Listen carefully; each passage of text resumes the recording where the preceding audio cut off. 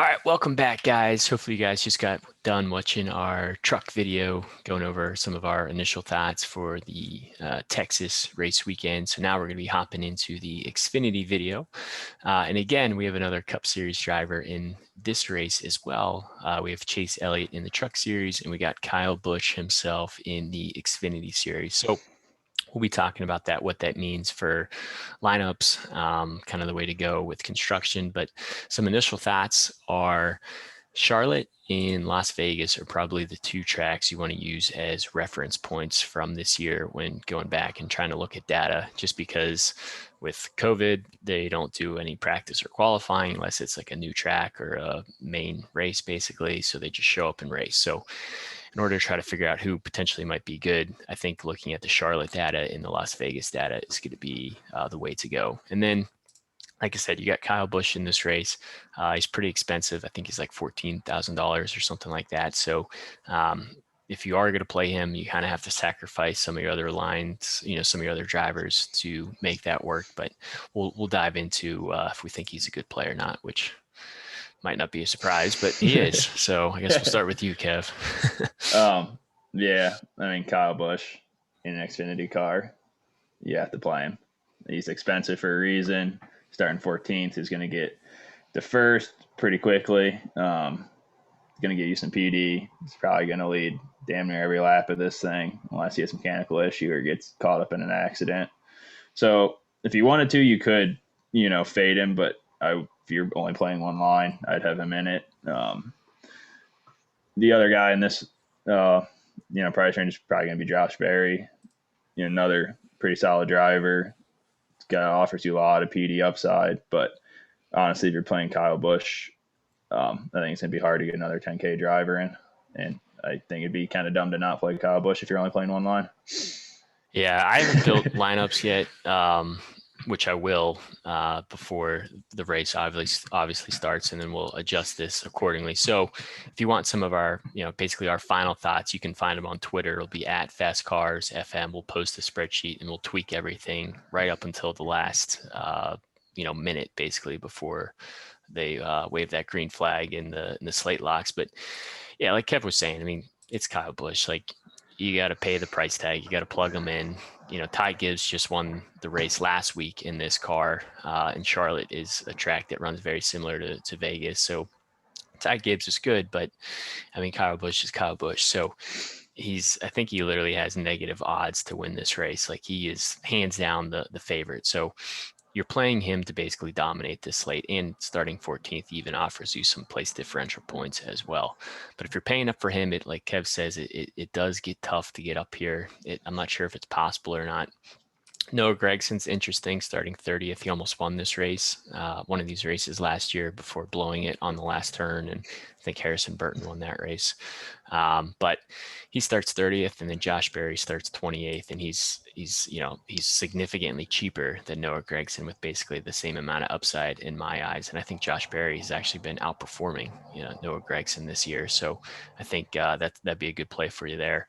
And then hopping down to the 9K range, I think Harrison Burton is a good play. Like I said, we saw him win this race last year. He had a good speed in both Charlotte and Las Vegas. Like I said, those two tracks that we're comparing, and the price tag there doesn't kill you. And starting 18th, he still gives you some place differential points as well.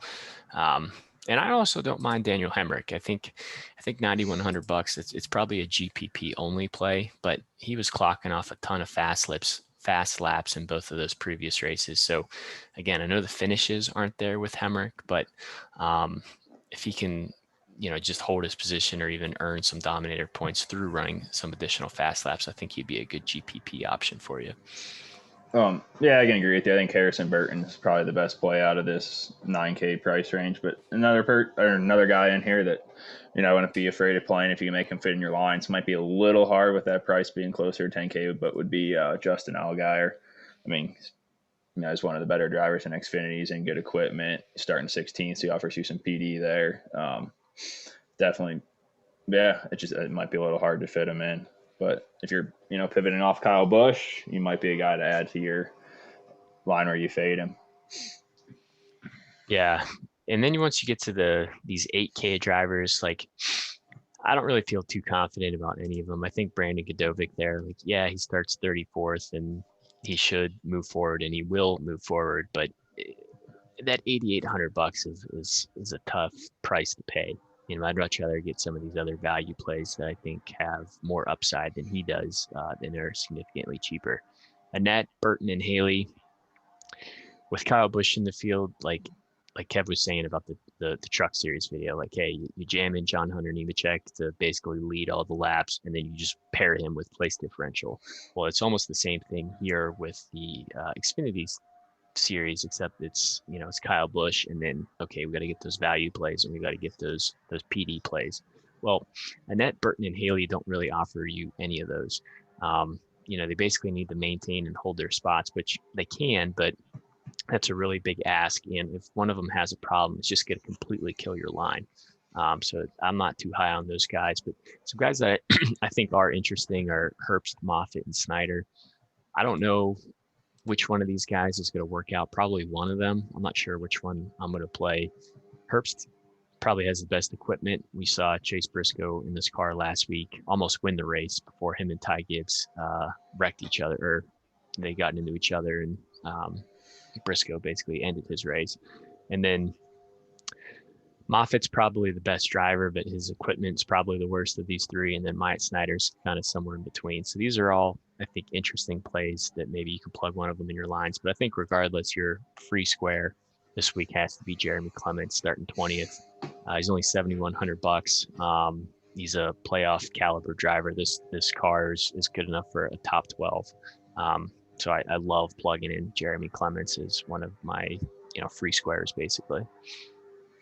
Oh yeah, I'd agree. Jeremy Clements, it's probably a good guy. You're definitely going to have out of here. When it comes to Snyder, Moffitt, or Herbst, it might just kind of come down to build the rest of your line and see which one of these guys fits in. They're all kind of, it's hard to say one of them can be better than the other. It's almost a shot in the dark. So just kind of see which one fits into your line the best when you get down to it. Another driver you could consider out of this would be Tanner Berryhill.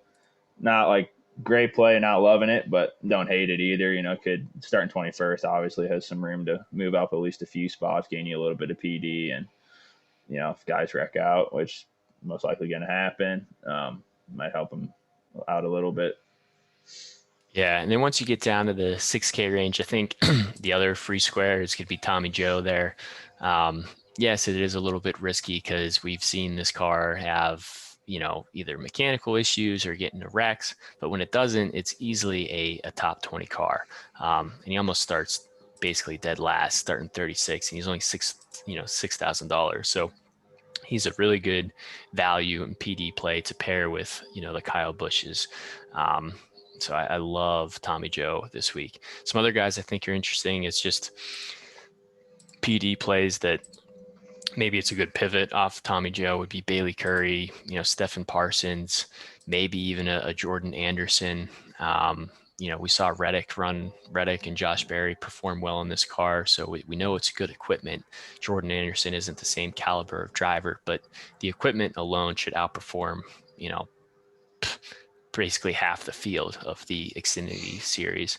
And then if Curry or Parsons don't get in the issues, they start so deep in the field that if they can finish top 25, that there's a really good workout for you as well. It's just, I wouldn't go all in on any of these guys. I think if you're building multiple lines, build one with Tommy Joe, build one with Bailey Curry, build one with Stephen Parsons, and just kind of spread your wealth around, because if you put all your eggs in one basket, it might work out for you, but if it doesn't, it's really going to hurt your lines. Yeah, and I'm, when it comes to Bailey Curry and Stephen Parsons, I know we have them listed here as boomer bust, but kind of like that. I mean, Kyle Busch is going to carry extremely high ownership. Everyone's going to have some value, so Tommy Joe is probably going to be pretty high owned. So you're kind of starting to rabbit hole yourself into a line that could be very highly duplicated. So if you go with one of these guys that might be lower owned, boom or bust, yeah, they might bust, but if they hit that boom, it might differentiate yourself, and you could have a really good day because of it. So inherent risk when you got guys like Kyle Busch, it's kind of forcing a lot of guys' hands.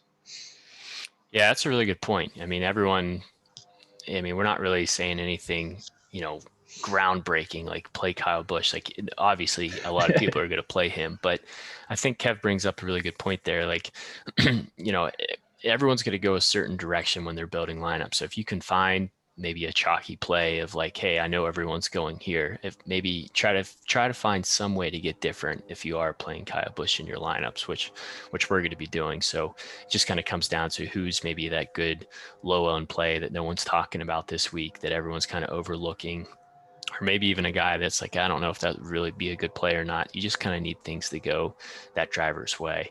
But if you get all the way down to these punt plays down here, man, I mean, it gets tough. But I guess the one guy I feel most confident about would be Garrett Smithley in the 17. The 17 car is decent equipment. We've seen other drivers like Cody Ware, JJ Yaley, perform well and get top 20. So I know the equipment alone is good. And then maybe a Kyle Weatherman, like if you're playing Bailey Curry, Kyle Weatherman's basically the same play. He just starts almost, I think maybe 10 positions. Yeah, 10 positions higher, which is a lot of points. But Weatherman can still finish top 25 if he doesn't have a mechanical failure. And yeah, from there, then it gets pretty ugly pretty fast. Yeah, I mean, it's hard to play these guys that are below 6K. There's just so much unknown there. I mean, they're going to be the ones that are having mechanical issues and end up 5 laps down, 6 laps into the race. Another guy to look at might be Ronnie Bassett, starting 38th. It's really hard for him to hurt himself if he can stay on the track, even if he's 5 laps down. If cars wreck out, he's going to move up a little bit, gain you a little bit. I mean, he's not gonna win you $1 million, but might help you out a little bit and gives you a little bit of value to get a couple more of those, more expensive guys.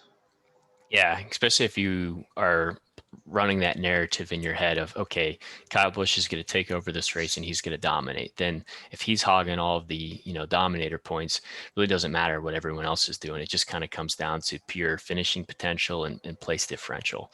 And a lot of these back markers offer a ton of place differential. Even if they wreck out, like it's really not going to kill your line. Whereas if you play like an Alex LeBay or a Josh Williams, who is, in this punt range, they start so high up that even if they finish 20th or something, that's not going to be as beneficial to you as playing a Bassett Jr. who might finish 30th.